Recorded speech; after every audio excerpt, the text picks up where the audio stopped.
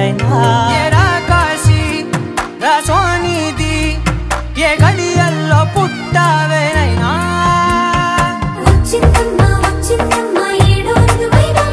నా ఊహల్లో నా ఊరేగింది నువ్వమ్మా నా బ్రహ్మచర్యం బాకీ చెరిపేసిందమ్మా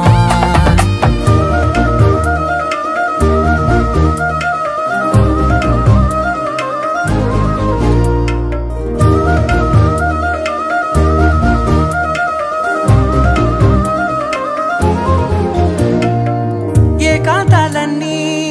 ఏకాంతం లేక ఏకరువే పెట్టాయే ఏకంగా సంతోషాలన్నీ సెలవన్నది లేక